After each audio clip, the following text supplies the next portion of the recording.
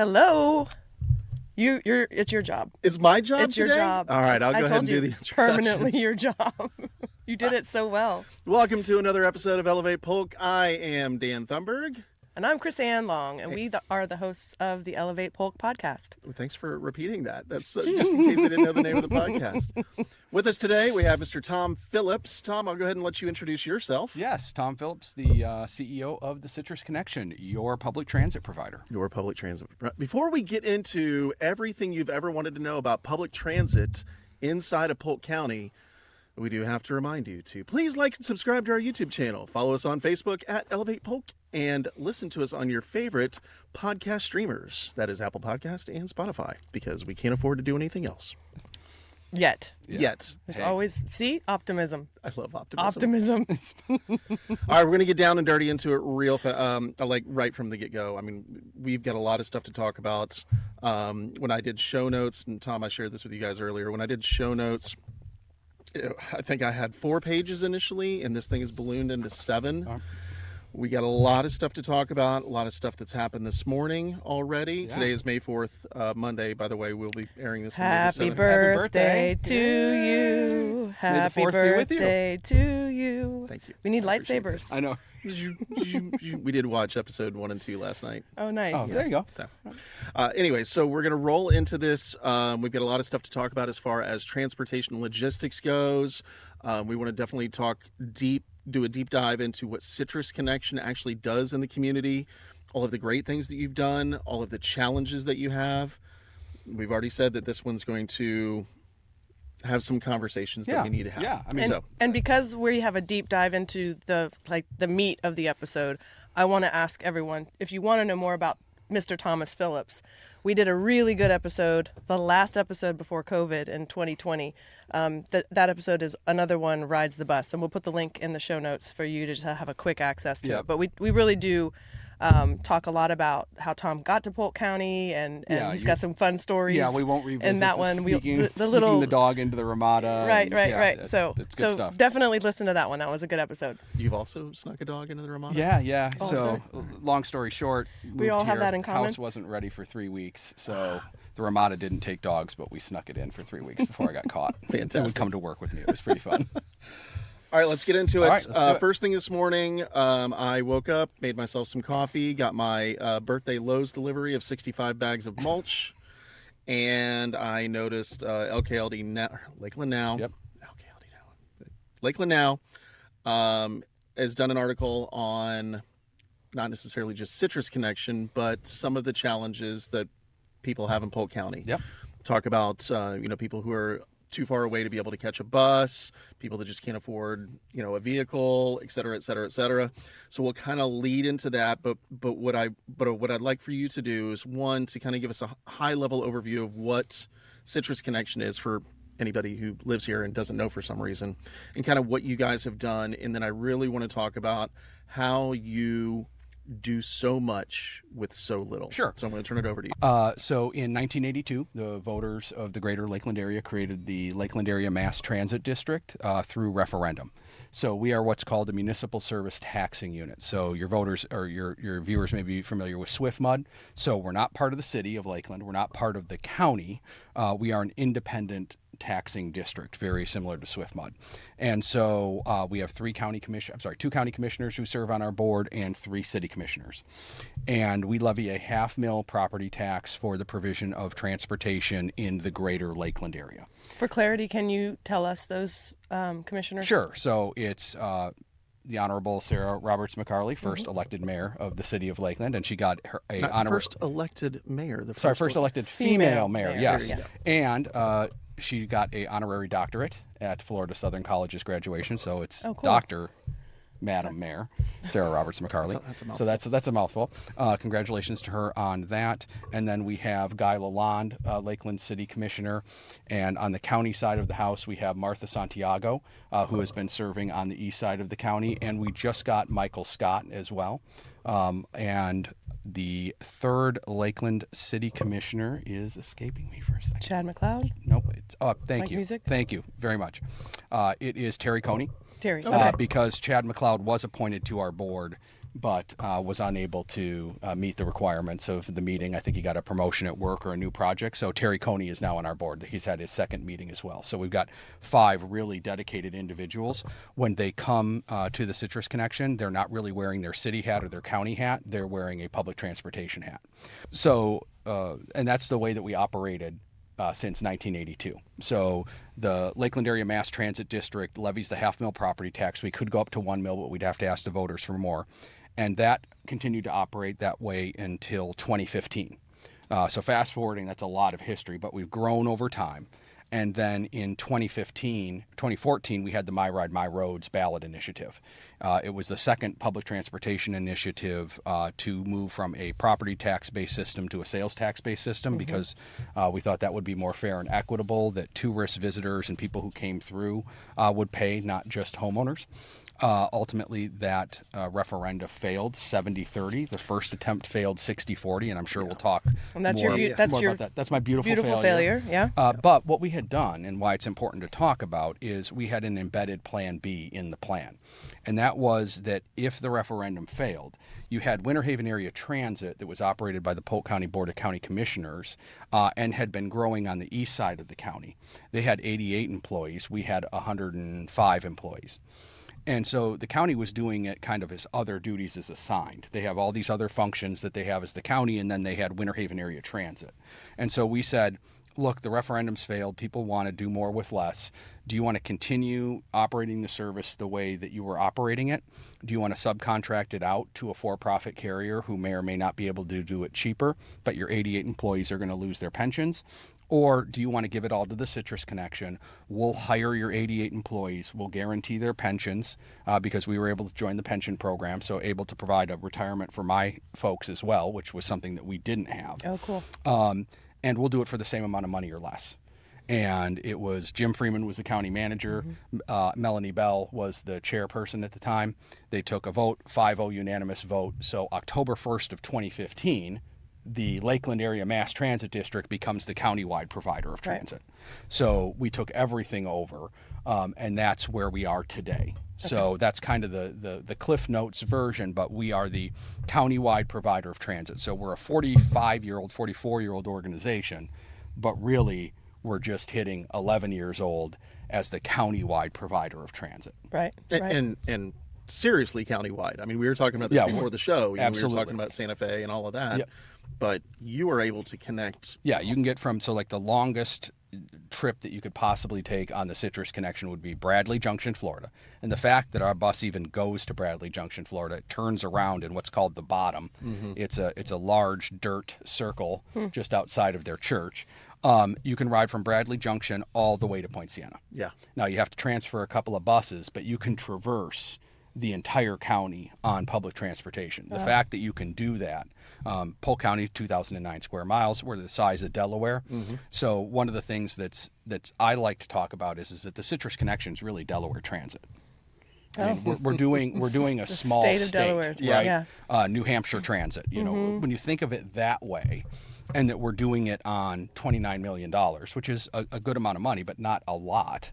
That is nothing. It puts into perspective why kind of some of the things that Lakeland Now was talking about are just honestly correct. Because, you know, we're only given so much cheese to spread on the pizza. Yeah. And if it's an 8-inch pizza, it's going to be a nice cheesy pizza. But when it's remember the Bigfoot? You guys are old enough to remember the Bigfoot when they back in the days when they were all like big sheets of pizza. You know, there's going to be less cheese on it. Yeah. So that's where we are today. We've been the countywide provider of transit, and I think we'll talk about it later, but ultimately it's worked out for the riders and it's worked out for the taxpayers because we did make that promise that we would do it for the same amount of money or less, and we have. Yeah. And I know that one of the questions is going to come back because I kind of understand the demographics of who listens to this show. It's like, Citrus Connection is great, but I don't ever see anybody riding it, and I don't ride the bus, so why are we spending $29 million on it? And it's like, we're going to go into this in a couple of other points that we have in here, and Chrissanne, I know, is going to want to bring up her point about it, but it's the social contract that we all have, right? Yeah. Even though this doesn't impact you, you're not the one out there riding the bus. You might be the one out there riding the squeeze, taking it around downtown on the golf carts and your new And we got new EVs. hats. Yeah, oh, thank God I Hey, got a new hat. we heard the call. We Yes, I responded. appreciate that. Yes. Look, I'm telling you, just like a NASCAR driver. So even though that it might not impact people who are listening to this program, it does impact people in our community. And it's a serious impact to people in our community, primarily the people that cannot afford to have reliable transportation of their own. And I know that we were talking about it earlier, and we'll get into, your 80, 70, 60 talk, Right. but 70% of your riders are people that are using the system to get to work. Right. Yeah, absolutely. So And this is where it fits into our audience and the people Yes. that where this is applicable, and that is in the employer's world, Yes. right? Right. We have major problems in the workforce right now. People are having a hard time finding jobs, and people are and businesses are having a hard time hiring people. And if they can't get to work, they can't be a reliable employee. Right. So I give this speech, and I don't think Steve Scruggs likes it, but I'll go ahead and say it. So if Lakeland, the entire city of Lakeland is a bell curve, right? That's what our community is. Most of us, hopefully, are in the middle of that bell curve, right? We're taking care of our families, we're paying our bills, we're gainfully employed, 2.5 kids, white picket fence kind of thing. Like that's think of that as the center of the bell curve, right? Yeah. On the right hand side, right, the far right, you've got high wage, high skill, AI, Polytech. Right, the Lakeland Economic Development Council. I say all the time. Steve talks about Lakeland like it's Dubai, and I talk about it like it's Lebanon, and we're both right. So the LEDC folks, you like that? That's a great analogy. It really is. I Yeah, just, yeah, I never absolutely. thought of it like Yeah. that, but all right. All right, Yeah. so you've got the high wage, high skill folks on the right pulling, right? They're pulling to move Yeah. that to the right as much as possible. The Citrus Connection is doing United Way. We're on the far left of the socioeconomic. We're pushing. Right? LEDC pulling, we're pushing. Chamber, you name it, small businesses. Like Right. we're all trying to do the same thing, which is move the curve as high and to the right as we can. Yep. So that there's less working poor, right? 66% of American families can't handle a $1,000 crisis. Yep. 44% of American families can't handle a $400 crisis. We are the 7th poorest suburban area in the United States. The Winter Haven, Lakeland urbanized area, 15.6% of our population is at or below the federal poverty line. Federal poverty line for a family of three, $23,500. Yep. Right? We have an affordable housing crisis in the United States, especially here in Polk County. I know Sean and his people are doing great stuff here in the city to try to do affordable housing, but let's face it, it's a drop in the ocean. Right. So when you've got somebody who is barely able to make ends meet, they're spending about 50% statistically on rent. The cost of owning a car, it's out of it. I think it was. They posted it this morning. It was over $8,000 a year. $8,000 a year, Yeah. according to AAA. Yep. Gas is at $4.31 a gallon, right? And it's going to be sustained. Like For a while. we're in this for a little bit.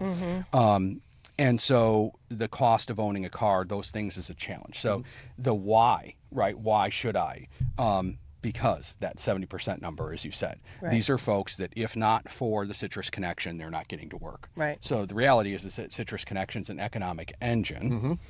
It's just not, it literally has an engine, Yeah. but it's not fancy. Right. It's not a Amazon warehouse with cars in the parking lot 24/7 365. There's no ribbon cutting Right. for the 500 jobs that bus provides. Right.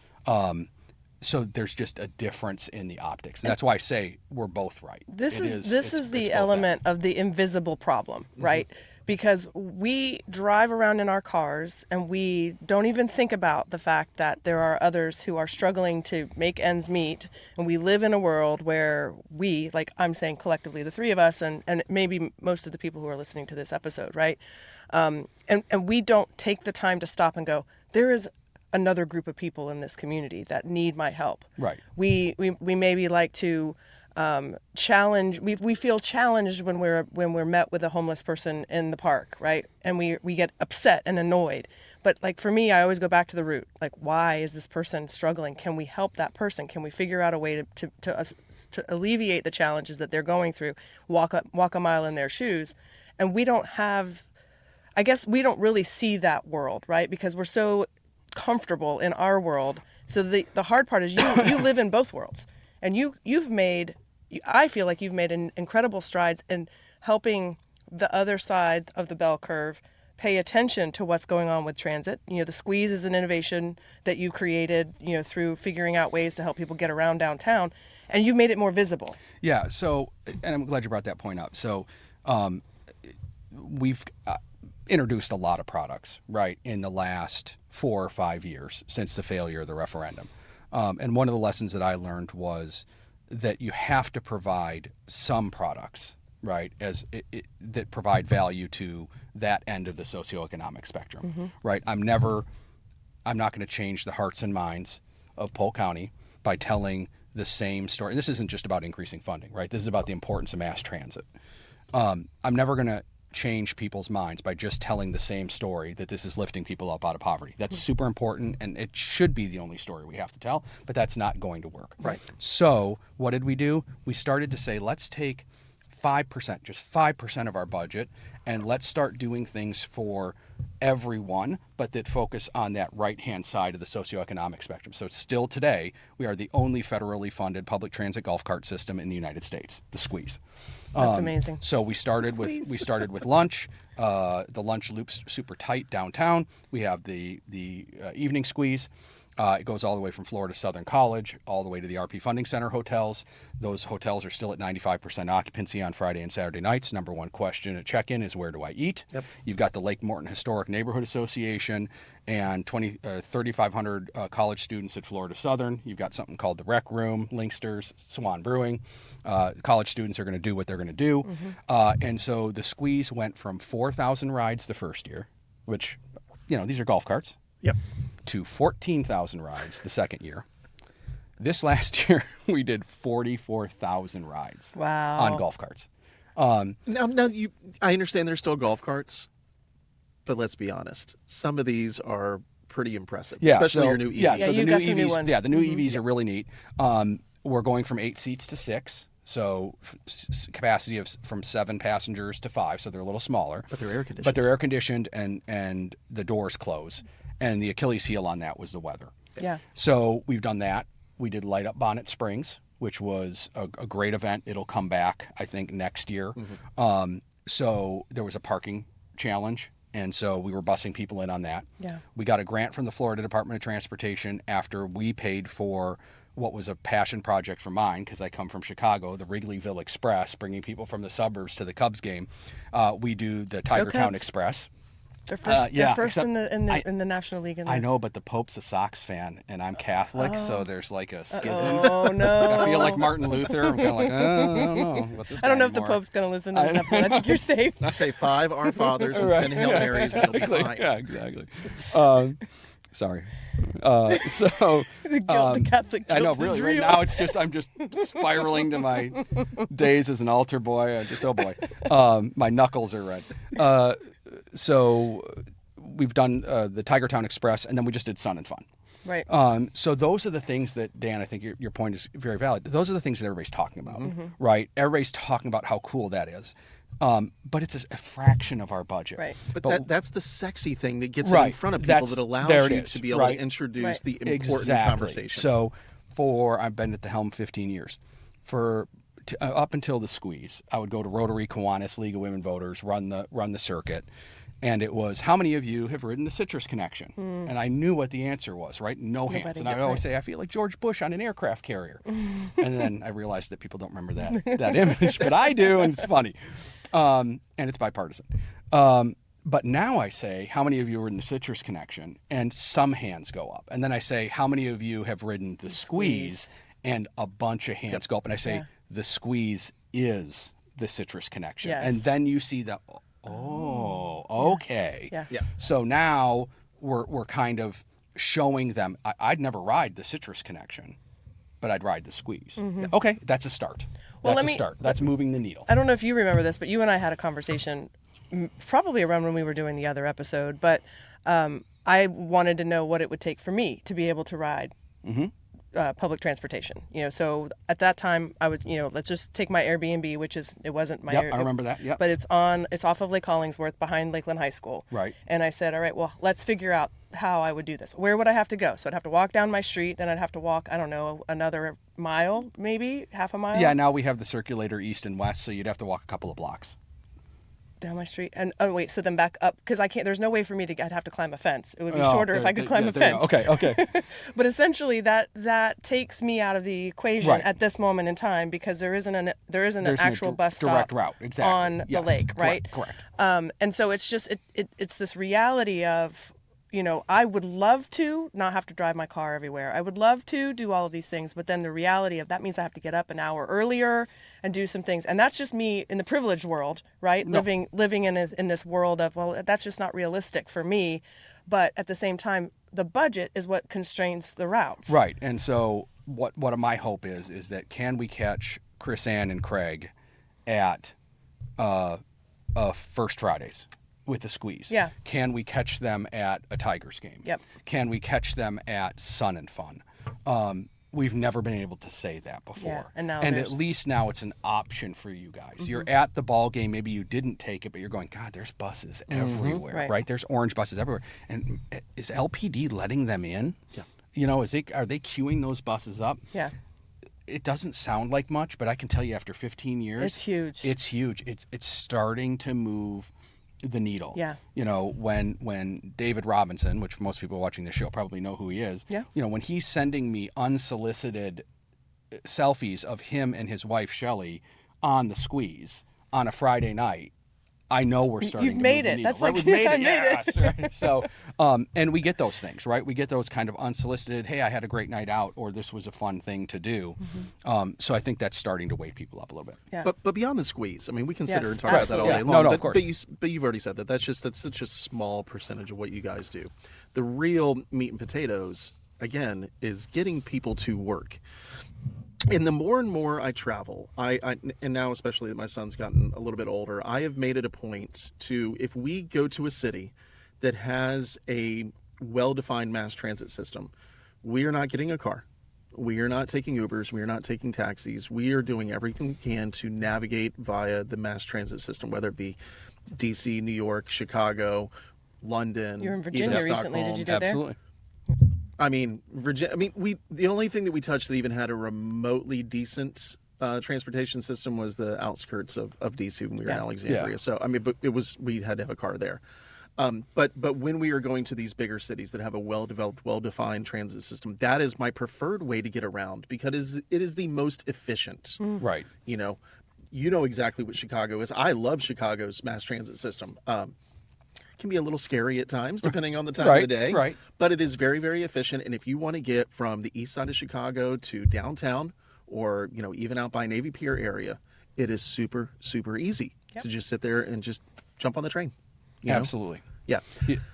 Go ahead. But where I'm going with this is, I know I'm not the only one that does that.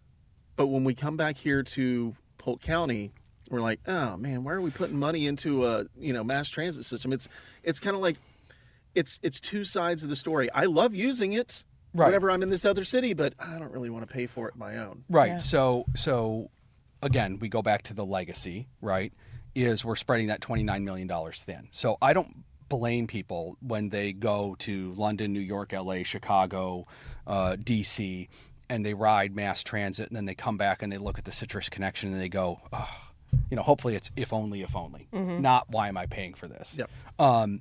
So yeah, we have to bump up the service frequency, right, first, in order to say, how do we get you guys out of your cars, right? So right now, Florida Avenue, right outside this studio, we have a bus every 30 minutes. Mm-hmm. Medical Corridor, every 30 minutes. Mm-hmm. Cypress Garden Boulevard, every 30 minutes. Pretty much everything else in the system is 60 minutes, 75 minutes, or 90 minutes. Okay. That makes it absolutely a system of use primarily for only the transit dependent, because that's where we are on the spectrum. Right. So the amount of investment that it would take. So when we were doing the 1 cent sales tax, where half was going to go towards roads and half was going to go towards transit, one of the things that the critics said to us is that, Tom, your half cent's going to generate $30 million. and your entire budget isn't even $30 million. What are you going to do with this? And I said to them, I wanted to say to them, first off, there were 19 detailed plans, one for each of the 17 municipalities, one for how we linked with Orlando and Tampa, and one for how we linked everything together here. There were literally 19. We said how we're going to spend every penny. But at the end of the day, you could double everything, and it's still not enough. Yeah. It's still not the system we deserve. So double the funding. That means this runs at 15 minutes. Medical Corridor runs at 15 minutes. Cypress Gardens Boulevard runs at every 50 minutes. Everything else is 45 minutes to an hour. That's still not a hugely robust system, right? But you add in some express buses to the Tampa and Orlando airport where you could park here for $5 and get to the airport. All of a sudden it's, that's now the kind now we're ticking. Now we're ticking. That's kind of the thing we want. We need to take a little bit of a break. When we come back, I want to talk about funding because I was also just at a meeting with the U.S. Chamber of Commerce about transportation and infrastructure and the funding bill that is set to expire in September. Oh, yes. And I want Always to a get crisis. into it. Yep. All right. Be back in a few minutes. We're going to take a few words from our only sponsors, which is the CFLBE. And it's 3pm.io for when you're tired of working in your business and would rather work on it. Oh, I like that. into the voice. I love it. You get into yeah. that. Ooh. Be back in a minute. In 2025, you leveled up. Now it's time to break through. The 2026 Central Florida Business Expo, September 29th and 30th at the RP Funding Center in Lakeland, Florida, right in the heart of the I-4 corridor. Connect with hundreds of business owners in a massive exhibit hall.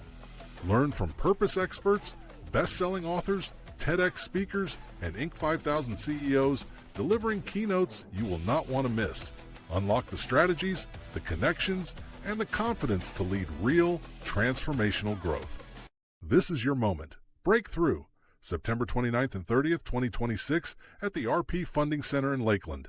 Sponsor and exhibitor registration is open now at cflbe.com. If you're running a small business, you already know there's never enough time in your day. It's 3pm.io builds custom automations and workflows that save you time and money. Stop working in your business and start working on your business. Go to it's3pm.io to schedule a call today.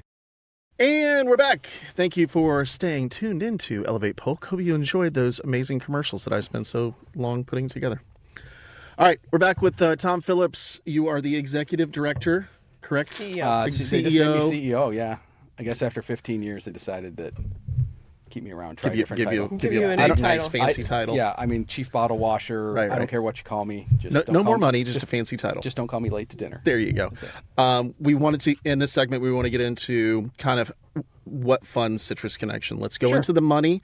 Let's talk about it. These are taxes that people are paying, Absolutely. and they want to know how their money is being spent, how much money it actually costs, and how you are, like I said to my wife earlier, you do so much with so little. It is impressive. Well, yeah. I want you. Before you get into this, though, I want you to try your best to break it down for like people like me Yes. who don't follow all of the things and don't understand Okay. all of the things. So if it's an acronym, tell will us not- what it you got it. actually Promise. is, Okay. and help Okay. us Yep. give us a little bit more of that extra. You got it. You're Yes. not talking to people who know what you're talking about. I barely understand it myself, so it'll be fine.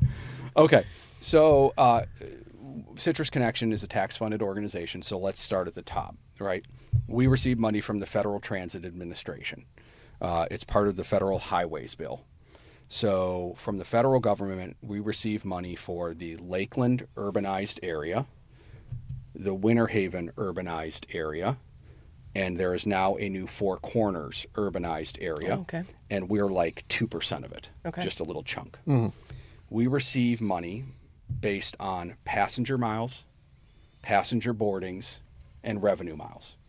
So we are rewarded for having more people on the bus at the same time, and driving them further. Okay. Okay, and so we receive an apportionment based on that. This is a apportionment we get every single year. So the more ridership we have, and the more people we have on the bus at the same time, the more federal pennies, dollars that we bring home to Polk County. We then receive, and that's formulaic. That's the way that it works for all transit systems across the United States. There are over 200 counties that don't take any federal money because they don't have the local match, which I'm going to talk about in a second. So that's the federal. That's the highest level of money we get. Okay. Then we get money from the Florida Department of Transportation. The Florida Department of Transportation funds roads and they fund transit. Our district office is here in Bartow. It's called District 1. We receive a portion of the gas tax. That portion of the gas tax is sent out to the transit agencies in the state of Florida, more or less under the same system: passenger miles, revenue miles, passenger boardings. Okay. So we get that federal money. I'm sorry, that state money. Then the state of Florida has a special program that is nowhere else in the country, just in the state of Florida, and it's called Transportation Disadvantaged. That is transportation funds, 90% from the state that they fund, and this is great for the state of Florida. It is only for people who are at or below the poverty line for medical or medical related only. Okay. So we receive that as a separate apportionment. And those are your smaller buses. Those that are we the smaller see buses, that- right. We do door-to-door service for the elderly and disabled under the Americans with Disabilities Act, which is what they used to call the handy bus, but we just now call paratransit. And then transportation disadvantaged will take anyone in Polk County who's at or below the poverty line anywhere for medical or medical related. That actually leaves the county if it needs to. Okay. Mostly Moffett, Haley, VA. Then locally, we leverage a half-mil property tax for the provision of transit in the greater Lakeland area. And then the county gives us money out of their general fund for the system that they used to provide. Okay. And then we have passenger fares that make up about 12% of our budget. And then we have universal access and advertising income. So 100% of our vehicles are wrapped. A lot of people say, especially people who aren't transit fans, oh, you're wrapping over the windows because you don't want to show that the buses are empty. No, we bring in about $300,000 a year in advertising. Right now, Winters and Yonkers has bought out the majority of our fleet. Oh, wow. But 100% of our fleet's sold. Fixed route is sold. And then we have universal access. So the 20,000 students, faculty, and staff of Polk State College can ride for free because Dr. Kerr and her administration pay for it out of the student bookstore.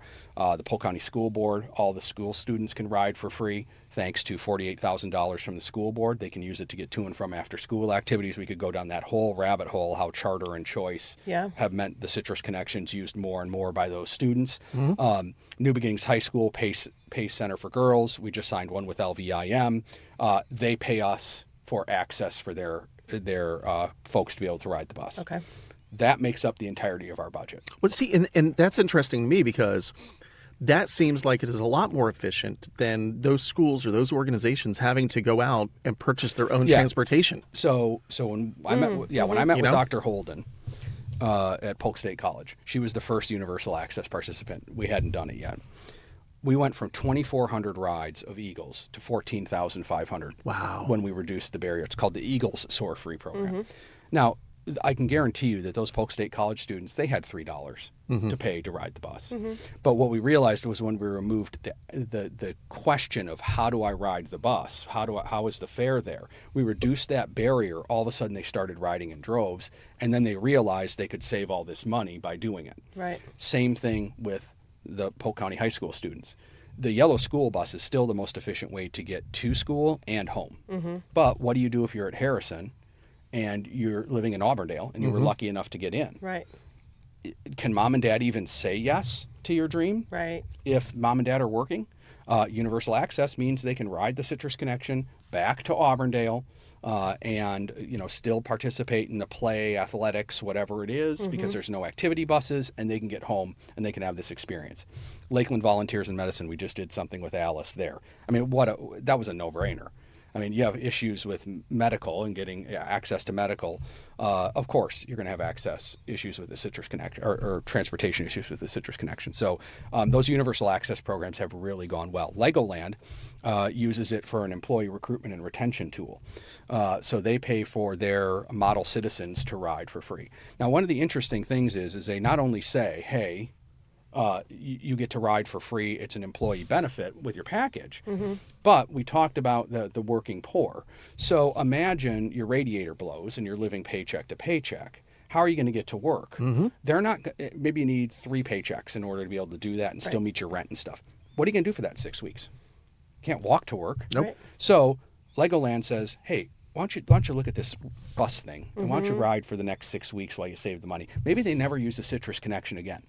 Their cost of finding a new employee, hiring the new employee, training the new employee is astronomical for one employee. Replacement costs It's so are expensive, ridiculous. right? And you're Yes. losing an employee. Now they don't do that. Right. And so those are successes. So ultimately, local dollars match the state money because there's always a match requirement. Okay.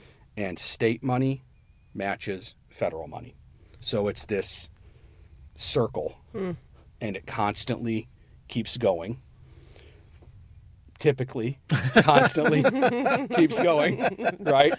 But I think I've been through 7 federal government shutdowns. So when we have a federal government shutdown and the federal government shuts down, the Federal Transit Administration shuts down, and we don't have access to our grants. So we have to live on those state dollars, and we have to live on those local dollars, and we have to live on our reserves. But this last shutdown didn't impact you, though. That was mostly for DHS funding, et cetera, correct? Correct. Yeah. The shutdown before it, which was the longest in history, the 32-day shutdown, affected transit greatly. We have approximately 109 days of cash on hand. So we used about a third of it. Now, we were able to bill those grants aggressively when it opened up. But, you look at some government agencies, they don't have they have 2 weeks of days. reserves, right? And so we're kind of in a new environment. And I say that apolitically, right? It doesn't matter who's in the White House. I've been through government shutdowns with President Obama. I've been through federal government shutdowns with President Trump. But the reality is they're becoming more and more frequent. Yep. And because they're becoming more and more frequent, there's a stability kind of issue. So I have what's called Citrus Connection TV. It's how I communicate with the drivers. We do it on YouTube. People can look at it because the drivers are coming in, they're coming out, they're behind the wheel. So communicating with them on their phone is probably the best way we can reach them. And at this point, it's become so common that it's kind of a, oh, here's Tom. And it's another government shutdown. And I say, you guys know what we're doing. Keep calm and carry on. Right. You're going to keep getting a paycheck until I tell you otherwise, so don't worry about it. Yeah. But their spouses are at home, turning on the TV, seeing worried about federal employees not getting paid. Yep. And so it's just kind of now become part of the norm. So that's how we're funded. You hear a lot about passenger fares, right? Why don't you raise the passenger fares? Why don't you have customers pay more? The reality is that I could double the passenger fares, and it's not going to add any kind of significant amount of service. And for people out there that have never taken Citrus Connection aside from just the squeeze, if I wanted to go from, just say, Cypress Gardens Boulevard over by, Legoland, and I wanted to come to downtown Lakeland, what are we talking about as far as a fare? I mean, Sure. approximate. So if you weren't a Legoland employee, you'd be talking about $3 round trip. $3 round trip. Round trip. And Round trip. actually that pass is good for 24 hours. So assuming you had to do it again tomorrow, You could do it twice. You could for do it $3. twice. So you can ride unlimited for $3 a day. How are you even? Okay, now I get it. I understand economies of scale and everything, but the fuel costs, I assume, are starting to Yeah. take a toll on you guys as well. But I know for a fact I couldn't drive from here in downtown Lakeland to Legoland and back. Now I drive an electric You have an vehicle. electric car, so you Right. probably- If I had a gas car, I couldn't. That wouldn't pay for the gas. No, absolutely not. Right. Right. Yeah. We want to make it affordable, but we want to charge something, right? Because people need to have skin in the game. So we try to keep it absolutely as affordable as possible. would say that's beyond affordable. And also, I would like to note that you would only need one transfer. So you would ride from to get here, Yeah. right to the studio, which is on South Florida. You'd get on at Cypress Gardens. It would take you to the Winter Haven terminal. You'd get on the Lakeland to Winter Haven Express, which does have a few stops, but it's pretty express. And then you'd get off at the Lakeland terminal, and you'd walk right here. Yeah. So again, if you're on these commercial corridors, going from commercial corridor to commercial corridor, it's pretty It's pretty pretty easy. doable. Yeah. But you have to plan your day around it because, again, it's only every 30 minutes. Right. But so the hubs are easy enough to be able to interconnect to. It's when you get to the far ends, the spoke, Right. is when Absolutely. that last Yeah. mile problem that every amount Everybody of logistics has. And we're Right. working on I think it's a $50,000 grant with Uber to do a first mile, last mile pilot. Okay, wow. that's fantastic. So that now that money will go quick. Of course it will. But it's good. And you had brought up the cost. There's a pre-COVID, there was a serious oversimplification that Uber was going to put public transit out of business because, just Uber. Yeah. Well, if you're earning $16 an hour and you live in North Lakeland and your job's in South Lakeland, that's going to be $16 to $24 each way, non-surge pricing. So now you're looking at, instead of bringing home an 8-hour paycheck, you're bringing home a 6-hour paycheck. Right. 25% of your paycheck's out the window just for transportation But I will costs. say thank you, Uber. And one of the good things to come out of COVID was they really, really looked at their surge pricing and their algorithm during COVID. And now the surge pricing is much more dynamic than it was pre-COVID. Yeah. So, and that's horrible for some people, right? Because they'll just jack the rates now because they know historically from 4 to 6, it's busy. It doesn't matter right now if it is busy or not. They're just charging surge pricing because they can. Yeah. And unfortunately, the drivers aren't seeing a big Well, portion of that. Uber's not the only one that's doing surge pricing. Yeah. I've noticed that Walmart has the plans of start doing surge pricing, and some of the other retailers too. That's just going to be our new reality unless we want to have a conversation about that. I want to get into one of these questions that I've had when I looked at your current budget and how many people in Polk County you're servicing. But the question arises, we still are one of the fastest growing regions in the entirety of the United States. Current projections, high-end projections by 2030 show us at over 1 million people in Polk County, with, I assume, no plans to increase the budget for Citrus Connections. You're going to be told to do more with the same amount of money. Is that essentially what the plan is right now? So effectively, we are gold medal Olympic athletes at treading water. Yeah. Right. If treading water was an Olympic sport, Citrus Connection would be Michael Phelps. I look like Michael Phelps, I know. Yes, totally. If you lived at a McDonald's. It's ultimately, at the end of the day, we have to be very careful. Yeah. Right? 2010 was a 60-40 loss, and that was a half-cent sales tax. 2014 was an attempt with the Polk County Board of County Commissioners for a full cent, half for roads, half for transit. It failed 70-30. Pinellas County failed 60-40 the same year. Mm-hmm. Hillsborough County passed their transit tax, and then famously the Supreme Court said that the ballot language was unconstitutional, and they repealed it, and they're now sitting on trying to figure out how to give that money back. Mm. So treading water is where we are at. Is it what the citizens deserve? Absolutely not. But it is the situation that we are in. Mm-hmm. So I think nobody wants to be a 3-time loser. Yeah. I think that we need to look at, when are the social and economic indicators right to ask the residents again. And we've tried sales tax twice. We've made the argument about tourists, visitors, snowbirds, not just property owners, but we've never asked for that other $500,000. But right? when are these socioeconomic conditions right to ask for this? Is it when life is grand and great gas question. is $2.25 a gallon and everybody's flush with cash?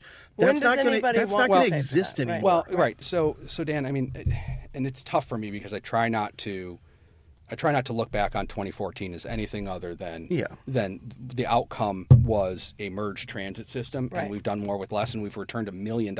You're the most graceful loser With I've ever met. So we've returned $1 million to the Polk County taxpayers. Once in 2013, we returned $100,000, and then last year we returned $877,420.22 to Bill Beasley. It was an actual check that he got to cash. We were able to do that because we used our COVID stimulus money intelligently. So we used the federal money. Remember I talked about the top? We used our federal money and saved the county's money and then gave it back to them. So when, right?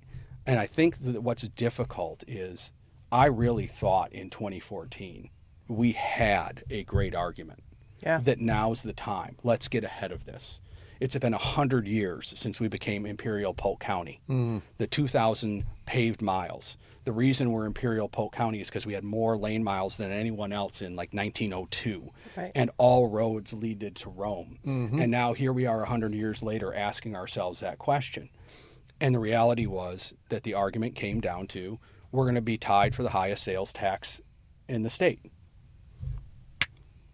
And that was it. And that's it. That was it. That's the only reason. That's it. Well, Well, no, I mean, it wasn't the only reason. Well, that was the nail in the coffin, or That's the correct. straw Yes, that broke the the camel's back. The Our, final. our next segment, we can get into what a new sales tax for Florida can look like, and it's going to be a hell of a lot higher than, 6.5%, 7.5%, or whatever it could have been to add something for transit. But anyways, So to truly answer your question, I think your million number is a good number, Yeah. right? I think that once we get to 1 million, and I do think after being here 15 years, traffic's getting markedly worse. Yep. Right, and most of so 100 people a day are moving to Polk County every single day, 365 days a year. Right. 100 to Polk. Yep.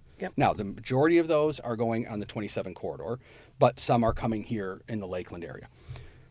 That's cars, water, sewer, schools, sidewalks, every single day. So traffic's and that's what we define as infrastructure. That's Just infrastructure, to right. kind of which prepare us for the next segment. Right. which, by the way, the infrastructure bill. right. Everything comes due. We're calling. I don't know what we're going to call this yet. I had it here. The bill comes due. We comes might due. call it that.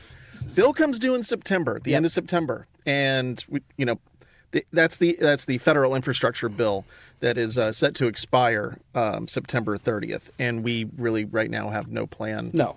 for what to do with To it. give a little context too of how we reached out to you for this episode, Dan and I were talking about infrastructure. It's definitely something we want to continue to have thematically.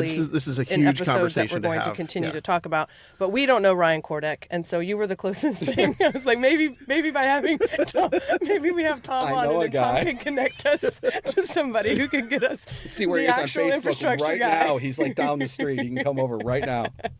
So maybe you could plug for hey, listen to this episode. Absolutely. These I mean, guys yeah, are cool. Ryan's- Maybe yeah, they could absolutely. come on up. Well, come on Ryan the show. Ryan was speaking at the U.S. Chamber event Yeah. that I went to, and when we were talking about what comes next, how are we going to, the U.S. Chamber is even looking at Polk and Lakeland and the surrounding areas as this huge hub for transportation and logistics, and I know it's all geography, and that's all great. Does nothing for that high skill, high wage that everybody preaches, in the county that we want to push for, because the transportation and logistics going to be mostly automated within the next few years. Right. You've already seen it; it's already happening. Right. So that's great that we're going to continue to push that. But how are we going to fix all of this ailing infrastructure? The failing roads, the failing pipes. I know that just this morning we were watching it. They had the votes on doing the stormwater, and what are we going to do about it? Are we going to sit there and just continue to put our head in the sand and say, we'll kick it down the road another 25 years? We haven't rebuilt our infrastructure in 100 years. I know when I had to do construction out there at the brewery, because we had a collapsed pipe, we were wondering why all of our water and everything just kept backing up. And I was spending, $800 a day to get the plumbers to come out and to continue to just root it out. Come to find out, it was a collapsed stub that was 100 years old, that we ended up having to spend. I don't even know how much the city spent, because that was the stub connection. It wasn't ours. Right. But are we going to continue to do that and kind of just piecemeal everything together with our entire infrastructure system? Well, so when it comes to transportation, I mean, you can't pave your way out of congestion, Right. We just took Florida Avenue from non-conforming lanes to conforming lanes, but we took it down, right? The 27 corridor can't have another lane on it. It's a parking lot. And I want to cheer Governor DeSantis as a Disney fan. Adding that additional, it's really hard for me as a public transportation provider to admit that adding another lane fixed congestion, but it did on I-4. It did there. It made going to Disney pleasurable again. Well, you know why that happened. Well, all right. So I say that because we can't do that on 27. We can't do that on Florida Avenue. We can't do that on Cypress Gardens Boulevard. There's no room to be able to do it. Right. So it's just going to get more and more and more congested. I think one of the byproducts of fixing I-4 is now it's made the people who drive 27 more miserable because they have to sit on that and they know it can't be fixed. Yeah. They're looking down at literally, they can't do that in my traffic. So I do think that people are going to get to a point where they really do get fed up. Yeah. Where they're saying, But at that point, it's really almost too late. Right, but I have But to get learned, people to make a decision that they can't see until they feel it every single day, that's that's frustration is a proactive trailing versus indicator. reactive. but, you know? but Yes, for a lot of people, they will not change until the discomfort is so bad Right. that they have to make a change. Right? I mean, it's that little leak in the roof that you look at and you go, I'll get to that later. I'll get to that later. Get to that later. It would incrementally be better Right. for your life. I mean, I hate to say this, incrementally be better for your life if it were a baseball-sized hole, because you would just fix it. Yeah. And you would say, I've got to get this taken care of because I'm going to lose my entire house. Exactly. But that little drip, you're like, it's fine. Right. Until your Right? roof collapses. Until you're exactly. And so I think that we're going to have to almost wait till that point when people go, I'm not. I mean, for me, I'm on 33 at Lake Deason. I don't choose restaurants in South Lakeland. Right. There's great restaurants, but there's nothing worth a 35, 45-minute drive for me that I can't do Closer to home. Mm-hmm. And so I'm already making the spending dollars based on geography that I wasn't making 10 years ago. Right. Yeah. Because it didn't take that long. It didn't take that long. So I think that's kind of where we're at. It's not doom and gloom. It's just human nature, right? Right. We're running into it with water, right? I mean, Right. we don't have enough water. Dundee literally can't issue any more building permits. They can't because there's no water to put on the permit. Everything's already been spent. Right. Then you add on the data center stuff, and it's like, okay, here we go. But I do think there's hope, because I think that you look at the data center stuff, regardless of where you rely on that, whether it's a good thing or not, that community, Fort Meade's having the conversation. Yeah. Full-throated. Well, and I think that They have been very vocal about and it. that's really good for our democracy. Yes, and absolutely. It's really good. And I know that's not easy to say for the commissioners, and I know that's not easy for the people to say that don't want it. Right. I know it's uncomfortable, but what they're doing is a great example of what we should all be doing, right? Yes. I think the Talbot House stuff started in that direction. Right. And then it got really ugly and personal. But having those conversations is I think healthy for a community. I agree. And I also think that they also put us into a conversation at the higher level. And so when you were talking about the federal funding and that matching component, right? Like, we don't get to go to the federal level if we don't have spent expenses Absolutely. here. Yeah. And so we've got to figure out what are we going to do here, and then we can go after grants. We Right. can go after other funding because we are doing something here. But if we're Correct. just sitting here No, you're absolutely right, waiting for Chrissanne. something to happen, Yeah, we're never going to get to that level Correct. and have more there funding. are 200 counties across the United States that have federal funds for transit available that they that they can't take because there's no local dollars to match those grants. Right. So our locals have a lot of skin in the game, which is good. And we have to take that on ourselves. We have to have the vision. We have to be the leaders of, okay, we see where the puck is going. This is where we need to be. This is what we need to do now, so that when we get to the part where it's critical, we're not behind. Right. We're ahead, and that takes the work takes time. The legislation takes time. The writing of the laws take time. All of those things are processes. Right. That you just don't snap Right. your fingers and boom, we've got what right. we need. And we're spending other people's money. So everybody's got an opinion on how it's going to be spent. Yes. The private sector says they're going to head in this direction, they head in that direction. Whether the product works or not, everybody's rowing in the same direction. Yeah. We can do light up Bonnet Springs and everybody thinks it's great. There's a huge segment of the population who says, why are they even doing that? Right. Right. Because it's quality of life. Or don't even know that it's happening. Or don't even know that it's happening. Right. All right, we're going to have to take another quick break here real quick. When we get back, we need to talk about something that could severely impact funding for the entirety of Polk County, not just Citrus Connection. It is a hot button topic.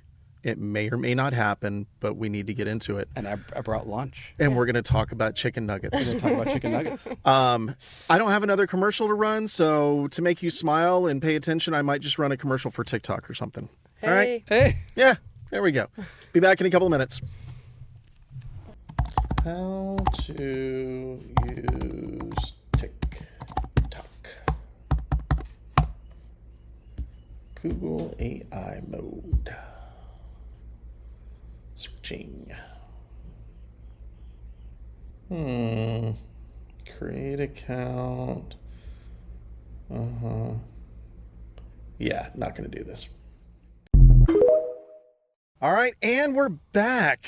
And now we're going to talk about some possible funding issues. Yes. And this is a big one, and I know that it has people politically divided. We're not going to get in and be divisive about this. So let's be very objective. Let's talk about the implications and the ramifications. If this passes or it doesn't, you have props. I brought props. And I can't wait to see where this one goes. I know you practiced this before. I did once. Just once, though. Just once. Just once. Right. In my head, a ton, but... All right, so we'll set it up. As of today, which is May 4th in the year of our Lord, 2026, the House, the State House, passed a property tax elimination bill, or it phases property tax out over the course of the next 10 years. It passed the Florida House 80-30 on February 19th. It has not made it to the Senate yet. It was not even heard, but Governor DeSantis has said he is going to continue to call for special session after special session after special session until it is heard and voted on. So as of right now, this does not exist as law, but it has passed the House of Representatives. I think we need to have a conversation about what people's property taxes actually fund, because it is a huge part of their monthly expenses.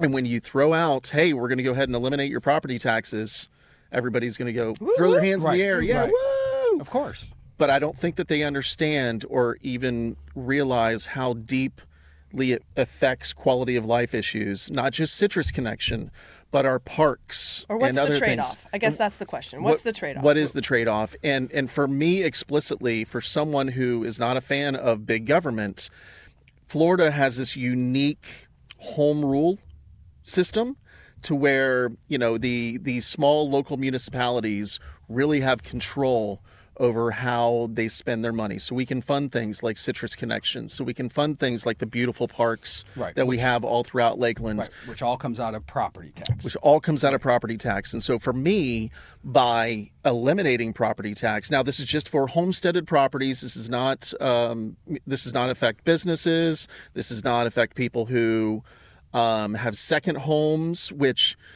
is one of the big concerns about it, because we have 67 counties. All 67 counties in the state of Florida are different. This will disproportionately affect counties like Polk, where primarily these are homesteaded homes, where we've got 67 counties, and there's going to be 67 unique impacts. Correct. Right, as with any tax change. Right. Yep. Yeah, absolutely. And the homestead works in the you must live in your home in order to claim a homestead exemption. Yes. And theoretically, yes. Yes. It should work that way. It should work yes. that way. And so if you have a second home, then you are not eligible to claim the homestead exemption for just anybody who might not know. On that second home, correct. And I learned this because I had my homestead Airbnb, exemption, right? and I was living in my home primarily, and then I met Craig, and then we moved into his house, and so that's when that went away. And I'm like, oh, right.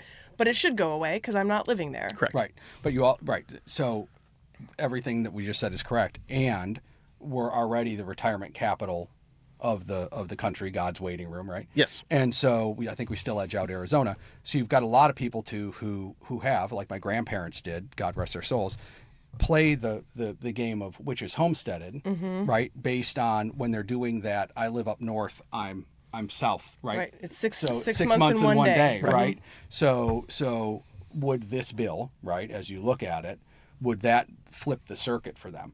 Right. Would they live here the majority of the right. time? Do they That change one extra day. Right. Because all of a sudden, Connecticut's taxes are really expensive, and they're getting fleeced, but the discount that they're getting from the homestead up there is not 100%, which is in their Florida residence. Yeah. Which again goes back to segment 2 and segment 1, which does that make the growth even faster? Right. Right. We're already 100 people a day, fastest growing state in the union. Does that just I mean, that's a whole different conversation. The growth faster with the revenue lower. And it's just a new way to game the system. Like that's really what we do as taxpayers. We're looking at our loophole or our way and I want around to say, it. like, we have a really, really good property appraiser, right? Neil Yes. Cumbie and his team are excellent. So I'm sure they'll snuff out and find people who are cheating the system. That's not, I'm not saying it's that's No, but not what I'm but saying is the legal ways of gaming the system, Sure. right? We're not. Absolutely. I'm not cheating. Everybody it's just, wants this to is pay a better right. We deal. all want to pay the lowest tax rate. Exactly. Absolutely. And any way we can do that, we're going to play the system for that, right? So so for and I'm not again, we're an independent taxing district, right? I'm not speaking for the city of Lakeland and I'm not speaking for the county. But if we look at what the impact is, of the 2037 of completely eliminating the homestead property taxes, if this jar is of Skittles, is everything that the county brings in from property taxes right? today. The sheriff's and public safety, fire, EMS, All of that comes out of that too. The sheriff's too. office is a county constitutional, right? And this is pretty similar for all of the 67 counties. All but $200 million of it goes to the sheriff, public safety, that kind of stuff. So that leaves $200 million, right? So this is public safety. We're not going to touch that. We're not going to touch that. You can't. Right. It's So we're not gonna touch that. constitutionally Right. protected. So this is all that's left, $200 million, to fund everything. I'm sorry, $175 million. This is $175 million is left to fund everything else that the county does, including the Citrus Connection. Citrus right? Connection, parks.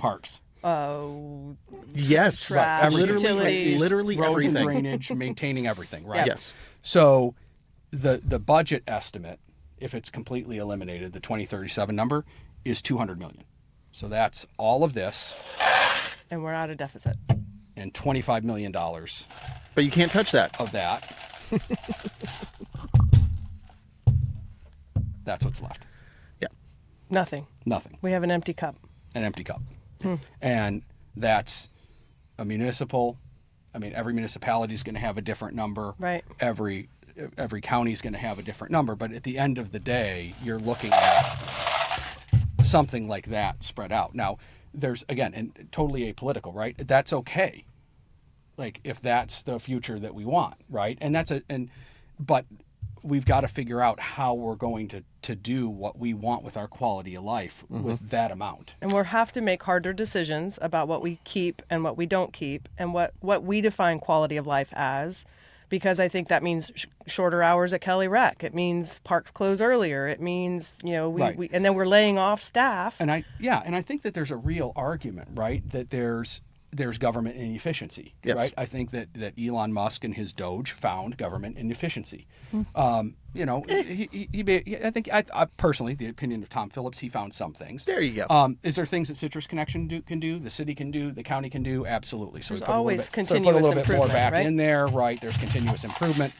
But is that enough to be able to do what we want to be able to do as a community and those values? Because I think that what's difficult is what's being proposed is over 10 years, a complete elimination, and there is nothing to replace it. Yeah, there's nothing. Right? No, that is That is factual. factual. There is But nothing. That's a fact. What will replace it is higher costs. Higher sales tax is really the only avenue to go. But Taxable. nothing, Correct. But nothing, just to be clear, is being proposed Right. at all. Correct. Other than we'll figure it out. Yes. So, if for me, we have to be honest about the fact that the only proposal is the one that's on the table. Yes. Which is eliminating it over 10 years, which takes us down to zero. Yep. So there's nothing else to replace it. So we know what zero, we would know Zero what is zero zero. would look like, right? Yes. And so I think those are the difficult decisions that we have. But the reason that I brought Yes, please. so let's assume it goes to zero. hungry. And nothing else is there, right? So the reason I brought it, and the reason that I think if it makes the ballot, it will overwhelmingly pass, is because of celebrity chef Jamie Oliver. All right. So I don't know if you know Jamie Oliver. How are you going to tie All right, Jamie so I'm Oliver? going to tell you Jamie Here Oliver. we go. is, all right. And you can link to it in the show notes if you want, because it's on YouTube.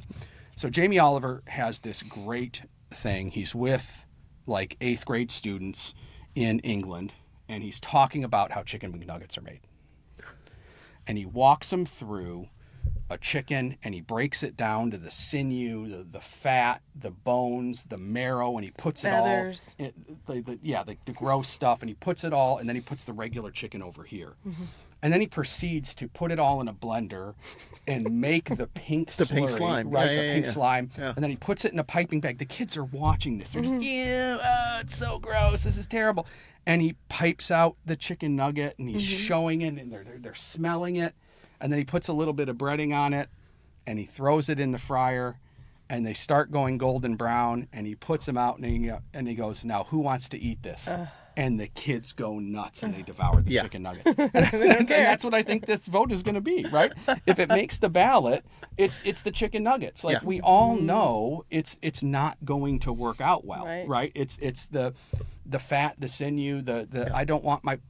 They'll figure out how to keep the parks open. They'll figure out how to keep the roads open. It's government waste, government waste, government waste.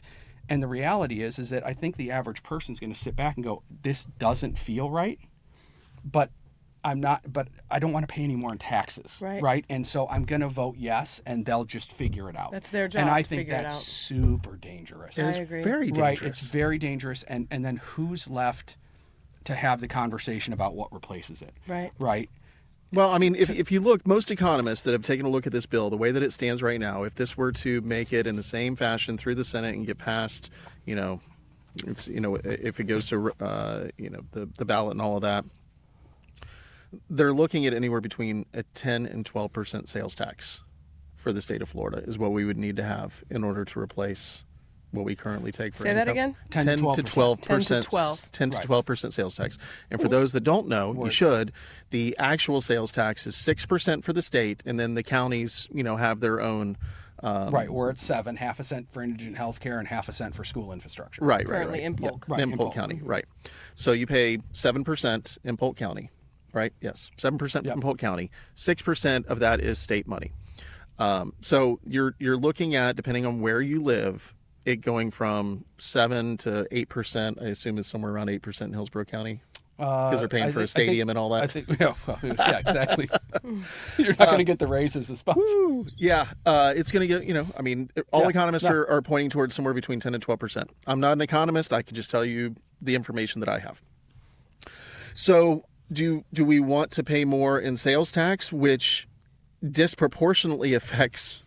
Well, I've lived that, believe me, where I tried to raise it by 1 cent, and then my predecessor a half a cent. Right. There's a whole argument about the regressive nature of the sales tax. Right. Yeah. That was the argument that was raised. Right. And so, and again, to be fair, and I appreciate the economists, no one talking about this bill or putting it on the ballot is talking about what the replacement is. Right. So we can suppose that it's increasing the sales tax. We could also suppose that it's a income tax. We could suppose that it's going to be some new tax that we've never seen before. I mean, I've heard that, we'll go ahead and raise the tax, for lodging, so that all the tourists are going to pay for it. Okay. Is that going to keep tourists away? What are, it's all the... Yeah. Anybody got the governor of Arizona's phone number? Yeah. Leo, Right? You want to call him and now. see what he thinks? Yeah. Go ahead and tax your tourists more. We'll take Yeah. it. And again, it's not political, right? It's just that we're having one conversation about eliminating something, and it's so if we're only going to talk about the elimination over 10 years, I think the conversation should be, okay, so what does that look like? Really look like? Right. What does the practical application look like? Of that, if there's no replacement funding.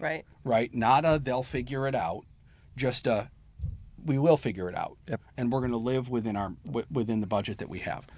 Going back to, and I hate to keep going back to 2014, but when My Ride, My Roads failed, I said, we're going to have, if it doesn't pass, we're going to have to reduce service by 20% because we don't have a capital budget. Citrus Connection did not have a capital budget. I don't know how that happened. I adopted it, but I needed to fix it.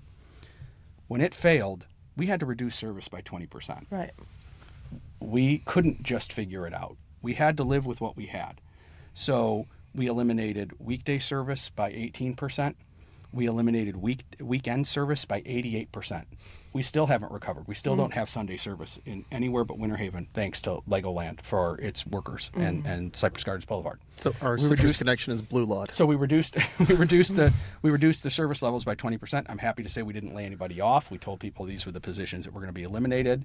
We did it a year in advance. But I've lived that. I've seen what saying to people, this is what the outcome's going to be if we're not able to do it, and then actually had to do it. And I don't necessarily know that government does that a lot. Like we say there's always a cliff, and then we always figure it out. There's always a cliff, and then we always figure it out. So I as a government employee, I accept that, right? We do a really, really good job of crying wolf. That everything, if we don't get this money, something bad's going to happen. In my case, I'm happy to say I told the truth. And the reduction was real. Was real, right? It wasn't another transit system that had something on the ballot at the same time that was saying the same thing, and magically there was money and it wasn't cut. So I've lived that, and it's difficult because you are taking away services from people who need it, and we still haven't recovered from that. We've been able to add more service back 100%, but that's what it looks like, right? So let me tie this back into our audience and the relevance to this conversation, because I went through that with you. Like, I was on Lakeland Vision, and we were actively engaged in having conversations about how to get that referendum passed, and listened to you talk and really learned how brilliant you are then. And just well, I'm going to tell you, I'm just 70% of the electorate continually in amazement. But I think that's the point that I want to make here. So as a business community, we understand things and how they're going to impact our business's bottom lines. And I think what I have learned over the last 15 years that I've been engaged in economic development, small businesses, entrepreneurship, is we are our own worst enemy when it comes to showing up at the polls. Yeah. And if we want something, we have to stop being pissed off that the person that we don't like won an election, or whatever that personal emotive response is to a situation. And we have to say, this is more important. This is a bigger picture conversation. This isn't about me.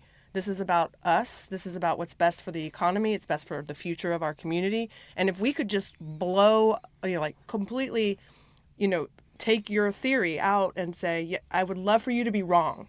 I would love for you to have to eat crow. I would love for you to have to eat chicken nuggets every day for the rest of your life, just as the fact that we were able to prove. But it doesn't happen if people don't vote. And we have the record lowest voter less turnout. Than 20% or something like that of voters normally show up for an election. Yeah. So if this gets on the ballot, can we have an educated Well, it'll be on a voter? So to answer your question, the good news is it'll be on a presidential year, right? Right. So we do have more people voting then. More people turn out, and people are already talking about it, right? And there's going to be a new governor, and is that his or her priority? I don't know if there's a her running, but is there a his or her? Is this their priority? Right. I think that's a question that's being asked those of those types candidates. Of things.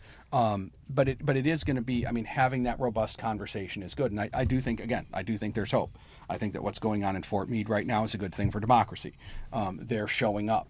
Whether those commissioners get reelected or not, who knows? But there's a good conversation that's going on. But yeah, people need to be civically engaged. Yeah. You're right. Especially here in Lakeland, people pick their mayoral candidate, their commissioner candidates, and it's kind of a rinse, lather, repeat when it comes to, okay, the people won, and now we just move on, and we'll worry about it again in another 4 years. Right. We have one of the most strong, dynamic mayors that I've ever had the opportunity to work with.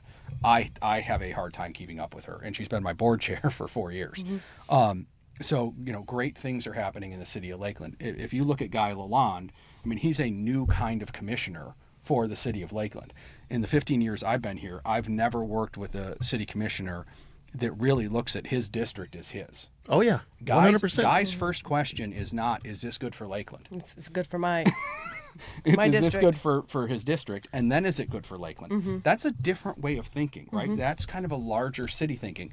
And so I think there's a lot of good things going on and a lot of conversation, but it's always growth, growth, growth.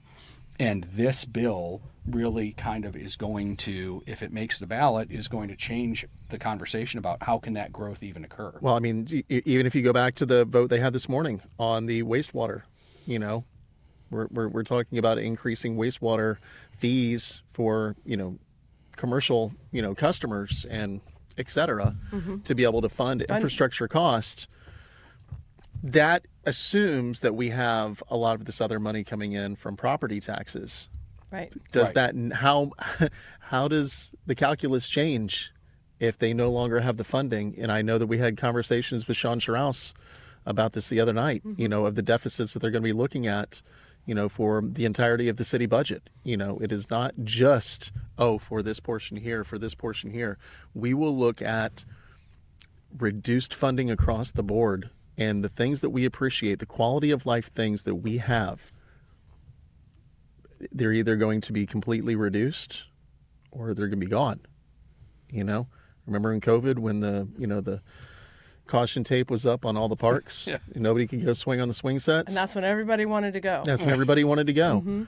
You know, what if that's a permanent thing? Let's not wait until that's the situation. Do we want to just survive, or do we want to live? No. And if we want to live, if we want to be able to have these things, these quality of life things that we have come to expect, the bill comes due. Yeah, it does. And I'm encouraged as we wrap up. I'm encouraged. I think we're planning on bringing in, you know, Ryan Kordek in a future episode. I'm also encouraged to bring in City Manager Sean Scharouse. I was super encouraged at the strategic planning conversation. I haven't listened to all of it, but I saw some of the slides, and I was like, for the first time, the community values survey responses put small businesses on entrepreneurship and the needs of our community on the map. Yes. So I'm excited to see where that's going to go in this future conversation. So there's a lot to talk about. Tom, thank you for coming. Thank you for the Skittles. Yes. Do you have some closing thoughts you want to land the plane for? No, I just, us? I think that public transportation is important. Again, if you can take away anything from this, it's 80, 70, 60. 80 cents of every dollar we get goes right back into transportation. 70% of people who use a citrus connection are using it to get to work, and 60% of those people don't have access to a personal use vehicle. So it is a good system. It is getting people to and from work, and I would encourage everybody, ride the squeeze, try these new systems that we are rolling out. We have QR codes on all these new systems, so we value your feedback. If it's not a good use of taxpayer dollars, tell us that. If you found the service wasn't necessary, tell us that, because we want to invest those transit dollars. Our goal, again, is to push the far left of the socioeconomic spectrum into the center as much as we can. And we do that every single day, all 258 of us that work for the Citrus Connection. And your transportation system's in good hands. Your city commissioners, your county commissioners care about it. All of our partners care about it. Our municipal funding partners care about it, the federal government. And we really, truly are trying to do the best we can with your dollars. You guys are doing great. Like I said, this is one of the most efficiently run operations in the entirety of the county, and we appreciate everything that you do. How can people get in touch with you? What would you like for a call to action? Sure. Follow Citrus Connection. Citrus Connection on Facebook, Citrus Connect. We're on all the major socials. You can go to www.ridecitrus.com for all of the information. If you want us to speak to a Rotary, Kiwanis, League of Women Voters, this Friday I'll be at Temple Emmanuel speaking after their Friday night services. We're happy to come out and educate, not advocate for public transportation. You're great at it. Thank you. You're a wonderful educator. It's awesome. As always, thank you so much for tuning into Elevate Polk. Make sure, again, to like and subscribe to the YouTube channel. Follow us on Facebook at Elevate Polk. We are on Apple Podcast and Spotify as well. Have some Skittles? That's some Skittles. I really don't do sugar, guys. I know. I forgot. Dang it. See you next week. Bye. Yay! I'm going to have some Skittles. Me too.